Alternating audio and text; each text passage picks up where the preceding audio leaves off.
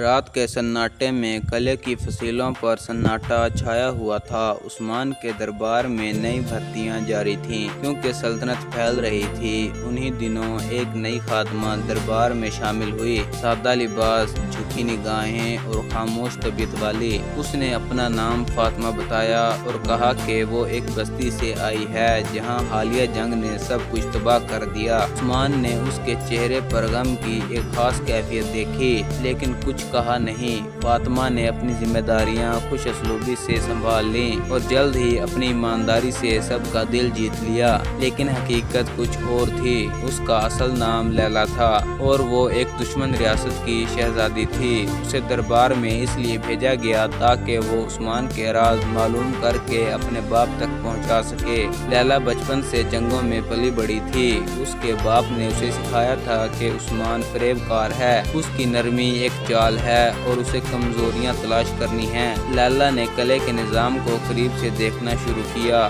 وہ نوٹ کرتی رہی کہ کون کب آتا ہے، کون کس سے کیا بات کرتا ہے اور قلعے کی اندرونی ساخت کیسی ہے۔ مگر عثمان کا کردار اس کے لیے باعث حیرت بننے لگا۔ وہ سب سے پہلے دربار میں آتا اور سب سے آخر میں جاتا۔ چھوٹے بچوں کو خود کھانا کھلاتا، زخمی سپاہیوں کے لیے جنگی کھانا جگہ خالی کرتا اور ہر چھوٹی بات پر انصاف فراہم کرتا۔ ایک دن ایک عورت نے شکایت کی کہ اس کے بیٹے کو ایک سپاہی نے مارا ہے۔ عثمان نے اسی وقت سپاہی کو بلایا اور معافی منگوائی۔ لیلا نے وہ منظر دیکھا اور اس کے دل میں ایک تبدیلی شروع ہو گئی۔ اس رات اس نے اپنے پرانے نوٹس بند کیے اور ایک خالی صفحے پر لکھا، وہ دشمن نہیں، وہ انسان ہے۔ شاید اس سے بھی بڑھ کر وقت گزرتا گیا اور لیلا کے دل میں عثمان کے لیے عزت بڑھنے لگی۔ ایک دن دشمن ریاست نے عثمان کے قافلے پر حملہ کیا۔ عثمان زخمی ہونے کے باوجود قافلے کے پیچھے دوڑ رہا تھا تاکہ کوئی عورت یا بچہ پیچھے نہ رہ جائے۔ لیلا کے دل میں اس لمحے دشمنی کی جڑیں ہلنے لگیں۔ اس نے دعا مانگی، مگر اس بار اپنے وطن کی فتح کے لیے نہیں، عثمان کی خیریت کے لیے۔ اب وہ خادمہ نہ رہی تھی، نہ ہی جاسوس، بلکہ ایک انسان بن چکی تھی۔ اس نے اپنے وطن کو خط لکھنا بند کر دیا۔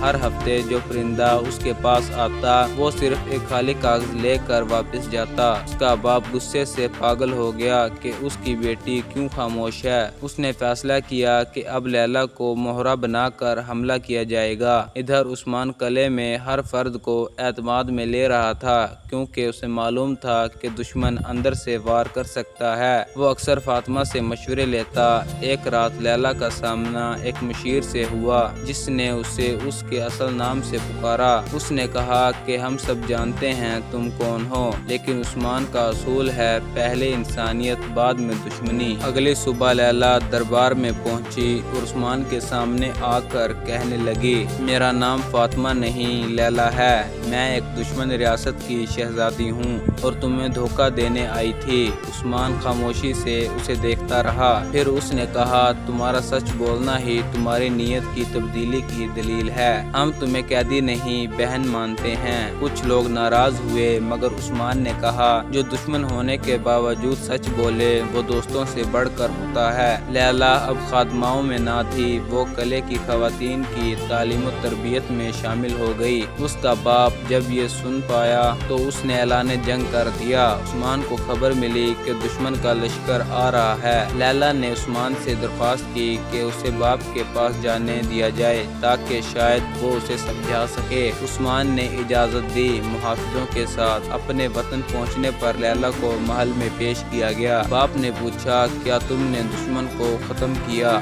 لیلا نے کہا، ابا جان، میں دشمن کو ختم کرنے نہیں، سچ کو پہچاننے گئی تھی۔ باپ نے غصے میں کہا، تم نے ہمیں دھوکہ دیا۔ لیلا نے جواب دیا، اگر سچ بولنا غداری ہے تو میں یہ غداری قبول کرتی ہوں۔ محل میں ہنگامہ مچ گیا۔ کئی نوجوان سپاہی، مشیر اور درباری اس کے الفاظ سے متاثر ہوئے، مگر بادشاہ نے اسے محل سے نکال دیا۔ محافظ اسے قلعے واپس لے آئے۔ عثمان نے اسے خوشی سے خوش آمدید کہا۔ اب وہ اس کے مشورہ کاروں میں شامل ہو چکی تھی۔ لیلا کی سچائی نے رفتہ رفتہ دشمن ریاستوں کے دل بدلے، جنگیں کم ہوئیں اور انصاف کی روشنی بڑھنے لگی۔ لیلا اب بھی ہر صبح قلعے کی محراب میں کھڑی ہو کر دعا کرتی، سچائی، امن اور ضمیر کی روشنی کے لیے، اور یوں ایک دشمن شہزادی جو ایک مشن لے کر آئی تھی انصاف کی علامت بن گئی۔ ایک ایسی کہانی جو وقت کی دھول میں کبھی نہیں مٹے گی۔ اگر آپ کو ہماری یہ کہانی پسند آئی ہے تو اس کہانی کو لائک، شیئر اور سبسکرائب کر دیں